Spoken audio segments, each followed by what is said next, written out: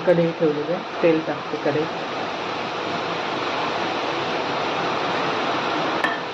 हे सगळं भाजून घ्यायचं. आता मसाला आपला रेडी आहे भाजून. आता मिक्सर लावायचं. टोमॅटो कोथिंबीर सगळं त्याच्यातच भाजून घेतलेलं आहे.